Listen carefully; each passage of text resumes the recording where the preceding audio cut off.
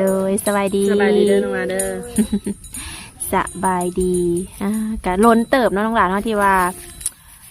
เงียบหายไปเนาะ จากรายการเปิดใจทางเอื้อยก็อยากถามข้อมูลย้อนหลังค่ะนะน้องหล่ะจะถามชื่อแล้วก็ถามอายุเนาะโดยแนะนำตัวในดูน้องหล่ะชื่อมีนาตอนนี้อายุประมาณ22 ปีครบ22แล้วเปิดใจตอนนั้น21มันนี่ครบเต็ม22 ปีเลย เต็ เนาะ ม22แล้วฮะก็วิทย์วันเกิดวันเดือนหลัง โอ้โดยน้องมีนาอายุ22 ปีแล้วเนาะคือทางน้องในกับที่ผ่านมานี้เคยสั่งครอบครัวบ่เคยยังบ่เคยสั่งครอบครัวแต่เกิดก็ยังบ่เคยเนาะเพราะว่า FC ใหม่เป็นกับเขามาค่อนข้างว่าได้ค่ะนะน้องล่ะก็สิถามข้อมูลย้อนดังเนาะคือทางน้องนี่ยังบ่เคยสั่งครอบครัวเป็นผู้สาวโสดเนาะและทางน้องอยากโอ้ล้มผู้บ่าวนี่ทางไหลน้องล่ะส่วนรายเขาเคยลงมาเนาะมีแต่คนไทยแล้วก็คนไทยอยู่ต่างประเทศแบบอย่างประเทศอื่นส่วนรายก็มีแต่อยากลงไปทางนั้นนะโดยแต่คนลาวก็มีอยู่บ่ล่ะตั้งแต่เขาเปิดใจมาเคยมีคนลาวเสร็จมาคนหนึ่งแต่ว่าเราอายุน้อยค่ะนะแล้วก็แบบคือเขาเสร็จมาเล่นมาหยอกซื่อๆค่ะนะเขาก็เลยบ่ได้ลงนำโดยตัวเองก็บ่มักคนอายุน้อยแน่โอ้บางคนอายุใหญ่กว่าแม่อายุใหญ่กว่าอายุเท่าไรน้องละประมาณจัก50ลงมาก็ได้แต่ถ้าหลายก็ให้ก็บ่ได้มันการนั้นพูดเนาะจนเขาก็เชื่อว่ามันเป็นไปบ่ได้ดอกจังว่าเพราะว่าน้องเปิดเอาคนเท่าเนาะแม่จะประมาณ50ลงมานี่ก็หับได้โดยพอเพิ่นก็ยังไม่ทันเท่าโพดเนาะแม่50ลงมาเนาะโดยพอห่างพอใหม่ลูกติดได้น้องละใช่เพราะว่า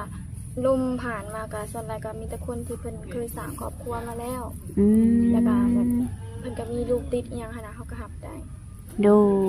ดยFC เป็นหลายคนเพิ่นก็อกหักคลายอยู่ แล้วก็เพิ่นก็ค่อนข้างว่าตอนนี้ก็คือว่าสิมีจังหวะที่ว่าสิเข้ามาโอมาลมน้องใหม่อีกครั้งนึงเนาะคือเพิ่นนี่น้องหลาแบบว่าอายุก็50นิดๆแบบนี้หาน้องหลายังสิมีสิทธิ์อยู่บ่ได้คันว่าเป็นโสดอีหลีได้เพราะว่าเฮาเคยล้มผู้หนึ่งมาเป็นอะไร เป็นตัวเฮาว่าเพิ่นบ่มีเมียนะสุดท้ายแล้วเฮาบ่ฮู้นำหลังว่าเพิ่นมีเมียแล้วบัดนี้เฮาย่านแบบเฮายังเป็นกลายเป็นความย่านไปได้ค่ะคันสิล้มผู้ใดก็แบบถามจี้เขาว่าเขาได้ปะหย่าห่างอิหยังกับเมียเขาแล้วเรียบร้อยบ่โดยคันว่าโสดอีหลีเคยสร้างครอบครัวมาแล้วบ่เป็นหยังขอแต่ว่าปะหย่าห่างกันขาดแล้วนะโดยมีเมย์อยู่กับบ่ว่าโสดนะมีเอาน้องลานะบ่เอาโดยหรือว่าแบบย่านคนอื่นมาเอาก็บ่เนาะซะละหน่อยเพิ่นจังว่าโสดก็คือแบบว่าคือทางน้องนี่ก็เงียบหายไปรายเดือนเติบน้องละเนาะตอนนั้นก็มีคนโอ้คนล้มอยู่แม่นบ่แต่ว่าเฮาก็บ่อยากเว้าถึงเพิ่นค่ะโดยแบบบ่อยากเว้าถึงเพิ่นโดยไปแล้วก็ค่อยแบบไปทางมันคือจบกันด้วยดีบ่ก็สิเว้าก็แบบจักสิเว้าเท่าใดมันก็ยังอันนั้นนะโดยจ้ะอยากเว้าถึงเพิ่นปานใดบ่เป็นหยังเนาะก็มีแต่ว่าเปิดใจอีกรอบนึงเนาะน้องละเปิดใจในรอบนี้คือทางน้องนี่คิดว่าสิสร้างครอบครัวไปนํกันบ่ไปหาเงินซื้อใหม่เรื่องหั่นน่ะแบบเฮาหั่นอยากคันลมกันไปโดนๆแล้วนะบ่แม่นว่าลมกันปึ๊บมันก็สิมีหลายคนที่ว่าแซดมาลมกันบ่ฮอดเดือนซ้ำนะไอ้มาคอได้บ่ไอ้มาหยังได้บ่แบบนี้มันก็บ่แม่นแนวเนาะไหวบ่น้องมาเนาะน้อยๆก็แบบว่าลมกันจักประมาณ 2-3 เดือนซะคันแบบว่าเพิ่นมีเวียกมีหยังเพิ่นอยากมาเล่นนำหยังถ้ามาได้โดยแต่ว่าคันสิมาแตกมาคอเลยแบบหากะลมกันแบบนี้มันก็นานไวเกินไปหั่นน่ะไวเกินไปเนาะไปก่อนเนาะแม่โดยและแบบว่าคือทางน้องในน้องแบบมี FC เอื้อยในน้องล่ะแต่ว่าอายุเพิ่นนี่สิเกินน้องกำหนดแล้วแต่ว่าเพิ่นนี่เป็นนิสัยดีเนาะนิสัยดีเป็นผู้ใหญ่สุภาพหั่นนะเพิ่นยังสิพอมีสิทธิ์อยู่บ่น้องล่ะตอนนี้เพิ่นเป็นคนไทยแล้วคนแม่เพิ่นเป็นคนไทยก็ต้องลองลมกันเบิ่งคันบ่ลองก็บ่ฮู้เนาะโดยแต่ว่าปัจจุบันนี้ทางน้องก็ถือว่าโสด 100% เพ ราะว่ากับคนเก่าหันน้องกับบ่ได้ลมกับเพิ่นแล้ว โอ้ก็ถือว่า จบแล้วเนาะ แม่น อืมโดยน้องก็คุยกับเพิ่นทอผู้เดียวฮะ แม่นเฮาคุยกับเพิ่นแต่คนเดียวหัน อืม เฮาก็บ่มีปัญหากันว่าได้ โดย มันก็มีหลายๆเรื่องสะสมกันหั่นน่ะ โดย เพิ่นก็คือสิบ่ได้มีแต่เฮาผู้เดียว โอ้ คือแบบว่าเฮาน่าสิมานำหลังคนก่อนๆนะคะนะเพิ่นก็คนมีเนาะเพิ่นก็น่าสิร่วมหลายคน อืมโดยเพิ่นได้บอกบ่ เพิ่นบอกความจริงแล้วว่าเพิ่นน่ะร่มหลายๆคนเพิ่นเลือกไว้ก็มีน้องแน่ตอนน้องร่มกับเพิ่นใหม่ๆน่ะมี3คน โอ้ แล้ว ร่มกันไปจนไปแล้วเพิ่นว่ายัง2คนแล้วบัดนี้เพิ่นบอกว่าเหลือแต่น้องคนเดียวแหละใจเฮาก็บ่เชื่อดอกว่าเพิ่นน่ะสิมีเราคนเดียวหนึ่งมาเฮามานำหลังเขาเนาะเฮาเป็นคนที่มานำหลังเขาสุดท้ายเลยน่ะ โดย แล้วบัดนี้พิดกันแล้วเพิ่นก็ปากออกมาว่า ดีที่ยังมีคนยังมีอีกคนเข้าใจเพิ่นหั่นน่ะเฮาก็เลยว่าถอยซะลมไปก็คือสิแบบเพิ่นก็คือสิเจ้าสู้เพราะแล้วหั่นน่ะ โดย ลมไปแล้วมันสิมีปัญหามันก็สิเฮ็ดให้เฮาเจ็บหั่นน่ะ แล้วก็เลยถอยออกมาก่อน แม่ โดย อืม ถ้ามีทอยก็เจ็บอยู่นั่นแหละเนาะน้องลา โด เฮากับ ย อีกอย่างหนึงเฮาบ่มักกับแบบว่าคันบ่ฮักบ่มักหยังเฮาบ่อยากเห็นแบบว่า เวลาหายแล้วว่าออกมาไปซะไปหาคนใหม่ซะอีหยังซะเสียนะ บ่มักแล้วก็แยกง่ายกันไปแล้วก็จบ โอ้ บ่มักให้คนมาไล่เฮาหั่นน่ะ โดย แบบมันคือบ่มีค่าแท้ว่านี่แหละ อืม ถ้ามาคิดแล้วตัวเองก็ยังน้อยยังอายุส่ำนี้เนาะ โดย คันว่ามันบ่แม่นของเฮาแท้ๆก็ปล่อยเพิ่นไปซะ อืม เฮาก็เริ่มใหม่ที่เนาะ แม่ อายุเฮาก็หากระซ้ำนี่เนาะน้องลาเนาะ แม่ โดยถามว่ามีคนมักหักจริงจังอะดีนี่น้องละทั้งน้องกับพ่อมสีโอลมน้ำเพลินผู้เดียวบ่ ชอบ อืม คันแบบว่าร่วมกันเลยมันเข้ากันได้เลย โดย ช่วงเขาเปิดใจใหม่ๆนะมีคนแซดมาหลายเขาก็เจอหลายคนหลายประเภทขนาด อืม แบบบางคนก็แซดมาเขาก็เริ่มร่วมกันเลยเขาเป็นคนเขาตรงๆแล้ว โดย เขาก็สิบอกเพิ่นว่าเขาขนาดถ้าก็เปิดใจใหม่เดิมก็จะมีคนแซดมาหลาย โดย เขาก็เลือกร่วมไปแต่ละคนเพิ่นน่ะอยากให้แต่เฮานั้นร่มเพิ่นผู้เดียวทั้งๆที่แบบว่าเฮาก็เริ่มร่วมกันหั่นน่ะ โดย เขาก็ต้องเบิ่งไปก่อนแม่นบ่เพราะว่า โดย เปิดใจก็หลายคนแน่แล้วเนาะน้องลา แม่นเพราะว่าเฮามันเคยตัดโอกาสตัวเองมาเลยเด้ร่วมกับคนเก่า โดย ที่เพิ่นอยู่อิสราเอลหั่นน่ะ อืม ลมแต่ก็เพิ่นผู้เดียวไปสุดท้ายแล้วก็ไปกันบ่ได้เขาก็อกหักว่าอันหายแท้หายว่าก็เลยว่าย่านเลย โดยมีแบบเคยอกหักมาแล้วเนาะ แม่ โดย แบบคือทั้งน้องในลองแบบเว่าทบทวนดูน้องหล่ะแบบน้องนี่มักผู้ชายแบบใดนิสัยใจคอเพิ่นฮะนะ เฮาอ่ะนะเฮาน่ะมักผู้ชายที่แบบว่า ติดดก อายุก็สิหลายกว่าเฮาแม่นบ่ โดย ผู้ชายที่เป็นผู้ใหญ่กว่าแต่ก็บ่แม่นสิเป็นผู้ใหญ่แต่ก็โตแบบให้นิสัยหรือว่าอีหยังก็เป็นผู้ใหญ่แน่แบบ โดย เขาบ่มักเด็กน้อยแบบลมกันจุกจิกจู้จี้นะเขาบ่มักแบบนั้น โดย ก่อนเขาจะมักลมกับผู้ใหญ่เห็นแบบว่าเพิ่นก็สิเข้าใจเฮาผู้ใหญ่เนาะ โดย มีความเป็นผู้ใหญ่เขาจุกจิกจู้จี้เฮาหลายเฮาก็เป็นคนที่แบบไปหันไปนี่คันมีผู้บ่าวได้ โด ไป ย หันไปนี่ก็บอกเพิ่นรายงานเพิ่นว่าไปหันไปนี่เด้อแต่ก็บ่อยากให้มาพิดกันอีหยังจังซี่หั่นน่ะบอกไปแล้วก็บ่ให้มาพิดมาเถียงกันแบบให้จุกจิกจู้จี้กันขนาดนั้น อืม มักคนที่แบบว่าเป็นผู้ใหญ่ โด ทั้ง ย อายุและก็นิสัยนำ โดย บ่แม่นสิใหญ่แต่อายุได้เนาะ มันก็ โดย มีผู้ใหญ่บางคนแบบว่าเขาก็เข้าใจเลยเนาะ โดย เขาเป็นหากระลมกันแม่นบ่เขาก็สิจุกจิกจู้จี้กับเฮาจักหักหรือว่าห่วงหรืออิหยังเฮาก็บ่ฮู้ดอกแต่ก็บางคนก็จุกจิกจู้จี้อะไรแบบว่าให้รายงานทุกสิ่งทุกอย่างเลยมัน โอ้ มันก็ แบบนั้นก็มี นี่ แบบว่าไปหันไปนี่ออกไปนอกก็ต้องเลยบอกเพิ่นเฮาก็บอกได้ โดย แล้วก็ถามจี้ว่าไปกับไผยังซั่นสิแล้วก็ผิดกันอีก อืม เขาก็เลยแบบว่าบ่อันนั้น เพิ่นอาจสิหึงหวงเนาะ แม่นบางคนก็หึงหวงก็หึงหวงเอาแถวว่า อืม ปล่อยในก็ได้เนาะน้องลา แม่ บ่ติเพิ่นน้องเป็นผู้เจ้าผู้งามเด้ เพิ่นยังมีทันคนอื่นเลยน้องลาต้องเข้าใจเพิ่น โดย คือทางน้องนี่ออกมาเปิดใจมื้อนี้ก็เป็นมื้อแรกเนาะน้องหลานเนาะ แม่หลังจากเปิดตอนนั้นแล้วก็บ่ได้เปิดเลย โดย บ่ได้เปิดมากระโดนเติบเลยเนาะ FC เพิ่นกระถามเข้ามาได้ว่าน้องมีนานี่ปิดใจบ่เพิ่นออกมาถ่ายคลิปอีหยังแบบนี้หั้นนะ ก็ เฮาก็ไปเบิ่งคอมเมนต์อยู่ได้เบิ่งคลิปเก่าตัวเองหั่นน่ะไปเบิ่งคอมเมนต์อยู่ โดยเป็นอะไรมีอยู่บ่คอมเมนต์แบบที่ว่าสะเทือนใจน้องค่ะนะ มีคอมเมนต์หนึ่งหรือว่าเฮาอ่านคลิปบ่คือว่าเฮาเข้าไปเบิ่งอีกเทื่อหนึงบ่เห็นแล้ว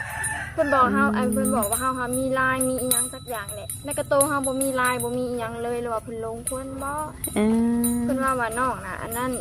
แบบคือสิแบบว่าเป็นผู้หญิงเลงอีหยังจัดสิเป็นคนบ่ธรรมดาหั่นน่ะเฮากระโตเฮาบ่เคยสักไลน์บ่มีไลน์เล เพิ่ ย นคิดว่าเจ้านั้นซักหลาย แม่ คือสิแม่นเพิ่นมีหลายคนเนาะ สักไลน์อยู่กลางหลังอีหยังจังซี่นี่แหละ เพิ่นอาจจะเม่นคิด โดย คนน้อง เฮา ละ เพราะว่าคนโตน้อยหลายคนได้เนาะสารน้อย บ่ แม่น คนมาเปิดใจมีคนสักไลน์บ่ มี มีอยู่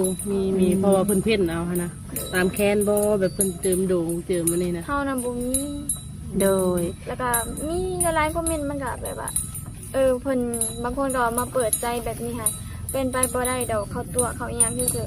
เฮานะคะบอกตรงๆเลยว่าถ้าเฮาเปิดใจแล้วเฮาลมกับใครก็คือเฮาลมจริงจังแฮง โดย จะเข้ามากี่ตู้เจ้าน้องๆล่ะ แม่นกับผู้ที่หาก็มีปัญหากันนี่ก็ลมกันมาตั้งแต่โดนแล้ว อืม แล้วเราก็ฮู้ว่าเฮาก็หักเราเฮาก็ท โด น ย กับเรามาโดนแล้วทนกับคำเว้าของเราที่บางเทื่อเราเป็นคนเว้าแบบบ่คิดหั้นนะ อืม เขาก็หูอยู่แล้วว่าเพิ่นเป็นคนเว้าตรงๆเว้านี่ยังก็เว่าออกมาเลยหั่นน่ะ โดย แต่บางเถื่อมันหลายเถื่อเขาก็เก็บมาคิดมันบอกเขาเป็นคนฟัง อืม เขาก็บอกกับเพิ่นว่าคันว่าเป็นแนวนี้แหละเฮาถอยเองก็ได้เข้าไปเองเฮาสิได้ให้เพิ่นลมกับผู้นั้นซะ อืม เขาก็คือสิแบบว่าบ่มีความหวังบ่มีความเชื่อใจอิหยังเลยหั่นน่ะ โดย โดยได้เพิ่นว่าแนวใดสน้องละ เพิ่นก็เว้าไปทางเพิ่นนั่นแหละเฮาก็เลือกที่เพิ่นจะ อืมโดย ก็คือสรุปว่าตัดขาดกันเลย โดย ตอนนี้ก็เปิดโอกาสให้คนใหม่เนาะเขามาศึกษาเบิ่งใจ คือทางน้องกับเฟซไลน์ยังอันเก่าอยู่บ่ ลายอันเฮายังอันนั้นเฮาตั้งใหม่ลายเฮา อืม ลายตัว โด เก่าที่เฮาเคยเปิดตอนนั้นมันเด้งเด้ โอ้ บ่ได้ ตั้งไลน์ใหม่แล้วเนาะ โดย ก็ทางเอื้อยก็สิได้แจกทางติดต่อให้ทางนมๆเพิ่น โดย อายุ50ลงมาเนาะน้องละ โดย พัน50ขึ้นไปก็มีเอาอีกเนาะ จะในมันนั่นขนาดเขาก็ต้องเบิ่งความเหมาะสมเบิ่งขนาดอายุหลายเกินไปขนาดนั้นขนาดมันกระสิเข่ากันยากขนาด โดย คัน50ลงมาเขาก็เคยลมประมาณ40 50ลงมาแบบนั้นน่ะ อืม เคยลมมาแล้ว ก็เป็นความหมักของเขาในแหละเขาหมักประมาณนั้น โดย ส่วนหลายเขาตั้งแต่เป็นสาวมาก็บ่เคยลมคนอายุ20ปลายปีสักเถื่อ อื มีแต่ว่า30ขึ้นไป โดย หมักประมาณนั้น มักรุ่นอายกันว่าทุกคนเลย คือแบบตั้งแต่ว่าน้องเปิดใจมานี่มีผู้มาหาอยู่บ่น้องละ บ่มี บ่มีเนาะ ยังบ่มีคือลมกับเพิ่นผู้นี้ผู้ที่ว่ามีปัญหากันนี่นะเพิ่นก็มาบ่ได้ อืม เขาก็เคยถามเพิ่นได้ว่าอ้ายสามารถมาหาเฮาได้บ่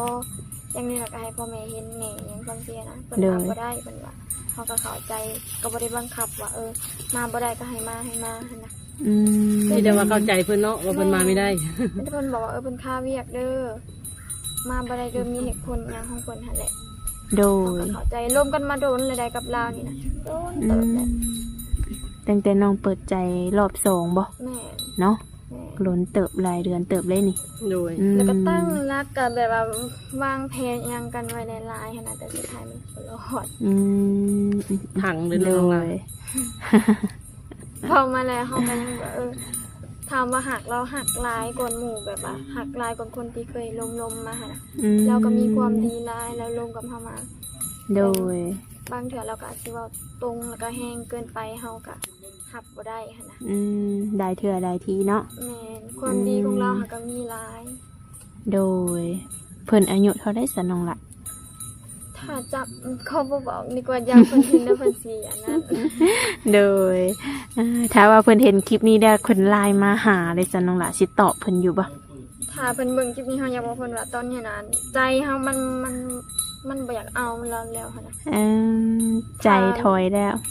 ถ้าโดนๆไปหรือว่ามันสิเปลี่ยนไปบ่อีหยังเฮาก็บ่ฮู้แต่ว่าตอนนี้เฮา โด บ่ ย อยากลมบ่อยากติดต่อบ่อยากเว้าหยังนํเพิ่นแล้ว อืมอืมอืม คือเพิ่นเว้ามา โดย สั้นๆเลยเพิ่นว่าอันเฮานี่เว้าเล่นเว้าหัวอิหยังก็บ่ได้เนาะเฮาก็เลยตอบเพิ่นไปว่าเพิ่นนะเว้าเล่นเว้าอีหยังไปแต่ว่าคนฟังนี่ติ มันก็บ่ได้คิดคือเพิ่นเว้า โดย มันก็แห้งในคำเว้าของเรานะสำหรับเรานะ ม คือเพิ่นไหลไปหาคนนั้นคนนี้ค่ะ อืม แล้วเขาก็เลยเฮ็ดตามที่เพิ่นบอกซะ โดย มันก็คือสิอันนั้น เออโดย เขาบอกอีกอย่างหนึ่งที่เฮาอยากเว้าค่ะนะคนที่เขามาล้มเฮาค่ะนะ โดย ก็คือแบบเวลามีปัญหากับอยากกับงานอีหยังก็อยากบ่ให้เอาอารมณ์มาลงใส่เฮาค่ะนะเขาเป็นคนคิดร้า อื ย ม สมมุติว่าเพิ่นเว้าปึ๊บแล้วเฮาสิเก็บไปคิดอยู่หั่นแล้วเป็นหยังแบบเพิ่นคือมาเว้ากับเฮาแบบนี้คิดแบบบ่แม่นสิคิดแต่มื้อหนึงบ่ได้เอามาคิดอยู่หั่นแหละเขาเป็นคนคิดร้าย โดย มีปัญหาอีหยังก็บ่ควรเอาอารมณ์มาลงใส่เฮาแม่นบ่ โดยแม่นน้องละแสดงว่าเพิ่นเคยบ่ แม่นตลอด เอาเวลาเครียดเรื่องงาน แม่ โดย เวลาเครียดเรื่องงานเรื่องอิหยังก็อย่าเพิ่นก็สิมักเอาตัดไปว่าเพิ่นเบิ่งแยงเฮาบ่ได้อิหยังซั่นสิเฮาไปหาคนอื่นซะไปหาคนนั้นคนนี้ซะไปซะอิหยังซั่นสินะไล่เฮาหลายๆเทื่อแบบคือเฮาบ่มีพ่อบ่มีแม่หั่นน่ะ อืม ไล่ไปหยุดเนาะน้องล่ะ แม่นไล่แบบคือบ่มีขาอย่างนี้แหละ โดยบ่เป็นหยังน้องละเนาะเริ่มใหม่เนาะเปิดโอกาสให้ตัวเองเปิดโอกาสให้คนใหม่เนาะ โดย ที่สิเข้ามาคือทางน้องมีหน้านี่แบบมีสเปคตายตัวบ่น้องละ สเปคบ่แบบใดก็ได้ขอแค่ว่าลมกันได้ลมกันเข้าใจหั่นน่ะ แล้วก็ อย่างนักๆที่เฮาอยากได้แล้วก็คือแบบผู้ใหญ่นิสัยผู้ใหญ่ลมกันเข้าใจแบบจี้จนเกินไป แต่ก็บ่แม่นว่าบ่ให้ถามได้ถามได้ โดย ถามเฮาก็บอกบ่ถามเฮาก็บอกอยู่แล้วถ้าเป็นแฟนกัน อืม ไปหันไปนี่เฮาบอก โดย ไปใส่มาใส่ไปกับไผบอก แต่บ่ให้แบบว่าโธ่จุกจิกจูจี้เจ้าอยู่หั่นแต่ว่าส่วนหลายเฮาก็บ่ค่อยไปใส่ดอกอยู่แต่ในเฮือน โดย โทรตลอด24ชั่วโมงก็บ่ไหวเลยเนาะ แน่แล้วเนาะ แม่นเฮาก็ยังเป็นผู้สาวเนาะบางเทื่อก็อย่าไปนั่งเล่นนั่งหัวกับหมู่แน่แต่เพิ่งๆกลับไป โด บ่ ย ได้ไปดูดอก โดยอ่ะกับคนที่ว่าสิเขามาจีบน้องมีนารอบนี้ก็เป็นผู้ใหญ่เนาะบ่จุกจิกจูจี้ เออ เขามาโอมาลมได้มักอยู่ว่าผู้ชายมีลายนี่ ก็เคยลมอยู่ได้ผู้ชายมีลายก็บ่ได้เป็นหยังเพิ่นมีลายกับมันก็บ่ มันก็ไม่ได้ขึ้นนะเนาะ แม่ มันขึ้นกับนิสัยคนเนาะน้อ มี ง แต่ ล่ะ ว่าเฮาหันบ่กล้าซักย้อนว่าตัวเองหายันเจ็บบ่แม่นว่าบ่มักว่าอีหยังใด แล้ว กับอีกอย่างหนึงแม่เฮาน่ะเราบอกว่าเป็นผู้หญิงบ่ควรซักลายหยังซั่นซี่หั่นน่ะกับตัวเองก็ย่านแน่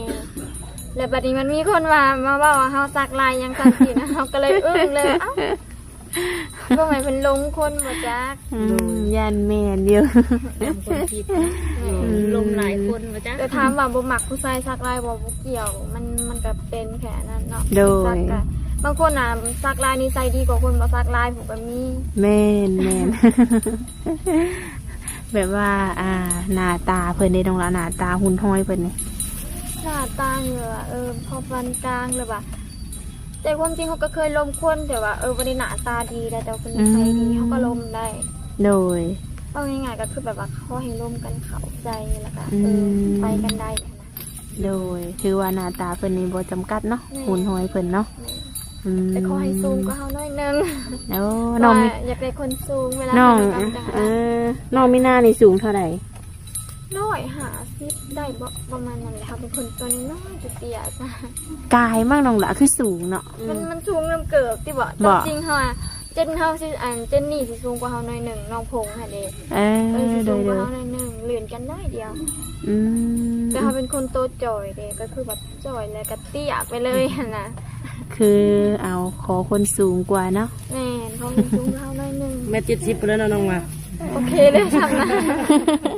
กำลังดีเนาะ โด เอย อโดย เอาบนสุดเลยเนาะแม่70 80ยันว่าคือเป็ด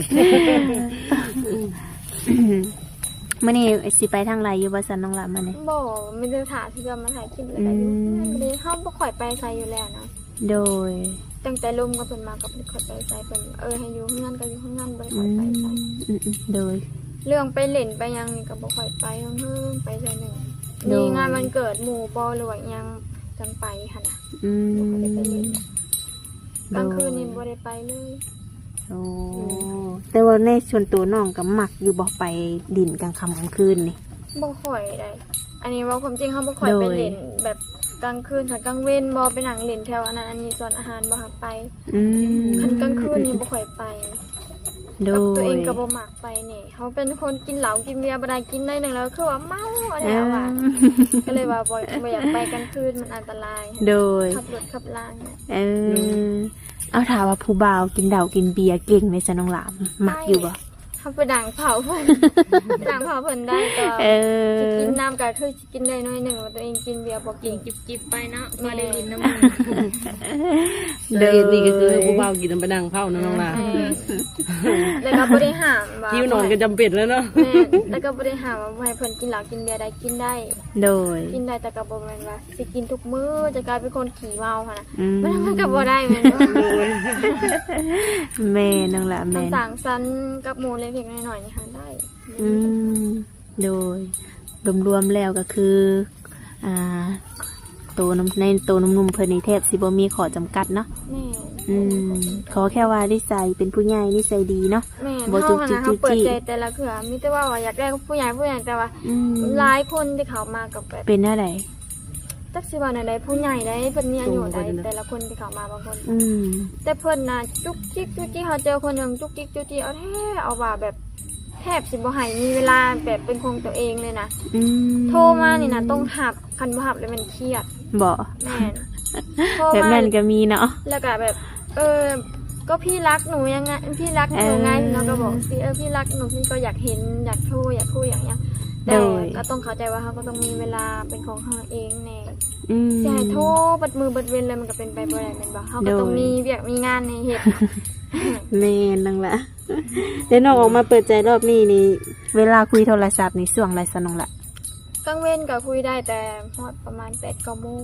อืม กลางคืนประมาณ8-9 โมงก็คุยได้ โดย 11 โมง22 โมงแล้วอยากนอนแล้ว โดยก็คือในช่วงเวลานี้เนาะ โดย อ่ะใครที่ว่าอยากจีบน้องมีนาก็ทักทายเข้ามาได้เนาะ FC หนุ่มๆอายุ50ลงมา โดย เรื่องสเปคเพิ่นก็บ่มีเนาะ โดย หลักๆเลยก็เน้นที่นิสัยน้องหล่ะเนาะ โดย นิสัยเป็นผู้ใหญ่ถือว่าผ่านเนาะ แม่ ก็บ่มีอย่างไรเนาะวันนี้เนาะวันนี้ก็มาถ่ายทำมาเปิดใจให้น้องอีกครั้งหนึ่งเนาะก็มีแต่ว่าให้สมหักสมหวังอะไรน้องหล่ะเอ้ย โดย ก็บ่ให้เจอเนาะคือที่ผ่านมาเนาะ แม่เท่าก็อยากแบบว่าสมหวังกับเขาในบางคนหั่นน่ะเขาเปิดใจเป็นสิแต่งจนสิคอยังกันแล้ว โด แต่ว่าย เฮาหั่นน่ะยังต้องแบบถามว่าถาเพิ่นได้บ่ถาได้ถาให้เพิ่นมาหาหั่นน่ะ โดย ได้แต่มันก็สิไปกันได้แต่แบบมีปัญหาตลอดเฮาก็บ่ฮู้ว่าเป็นอีหยังนี่ว่าขาดทางยังสิบ่ได้อันผัวบ่กระจิกได้ เห็นบางคนน่ะเขาว่าเปิดใจน่ะเพิ่นจนสิแบบว่าแต่งงานจนมาขอมาอีหยังกันเรียบร้อยหั่นน่ะ แม่นแม่น เปิดน้ำลังก็ได้น้ำลังได้ก่อนเนาะ แม่บางคนเปิดน้ำล้างมาอีกทันได้ก่อนแล้ว โดย พอแต่ว่าคุณเพิ่นก็ไม่ได้เยอะออกคลิปเนาะน้องล่ะเนาะก็คือเพิ่นมั่นกันแล้วคอกันแล้วเพิ่นก็มีออกคลิปได้ มีได้น้องหล่ะเอ้ย มีได้ คือแบบว่าคือหลานสาวเขานี่นะเพิ่นก็เจอคนดีเลย อืม เพื่อนน้องพงนี้ก็เจอคนดีเขามา โดย เจอคนดีเลย โอ้ แต่กับเขาเนี่ยเปิดใจมาหลายเถื่อแล้วก็จักมันเป็นอะไรคือว่าแรกๆอ่ะคือซีดีเขาก็ได้ทุกสิ่งทุกอย่าง แบบพอเขาวางแผนอิหยังแบบว่าวาดพันอิหยังไว้เบิดแล้วหั่นน่ะมันก็บ่เป็นแบบที่เขาคิด กับว่ามีเรื่องเนาะ แม่นก็ผู้นี้หั่นน่ะเฮาก็ถามว่าเสียใจบ่เสียใจแฮงไห้เอาแท้เอาว่า เจ็บใจกับคำเว่าของเราค่ะนะ โดย ก็บอกหวังว่ารอบนี้นี่ให้สมหักสมหวังเนาะให้เจอคนดีๆให้ได้น้องหล่ะเอ้ย เขาก็ภาวนาใช่แบบว่าตัวเองก็เหนื่อยแล้วค่ะนะตั้งใจลมผู้ใดก็มีแต่ผิดหวังตลอด เลยคันว่ามีคนที่มักหักกะทางเอ่ยก็สิได้มาอัปเดตเนาะหรือว่ามาปิดคลิปปิดใจให้น้องมีนาบ่เจอคนที่มักหักแล้วเนาะ ที่ใส่แล้วเนาะ โดยมื้อนี้ทางทีมงานเอ่ยก็สิขอตัวกลับก่อนเด้อน้องนาเด้อบัดนี้เด้อ ดู เป็นจังไดนั่นก็มีแต่ว่าให้ทางหนุ่มๆเพิ่นเขามาโอมาลมเบิ่งเนาะมาศึกษาเบิ่งเอาเองเนาะส่วนคำไหนที่ว่าทางทีมงานเอ่ยบ่ได้ถามก็ให้เพิ่นมาถามเอาเองเนาะน้องละบางคำแบบว่าเพิ่นก็อยากถามเป็นการส่วนตัวเนาะหรือว่าทางน้องก็อยากตอบเป็นการส่วนตัว โดยจังใดก็บ่ว่าหลายยายห่างเนาะเดี๋ยวสิได้ขอตัวกลับก่อนเด้อน้องนาเด้อโดยสบายดีเด้อ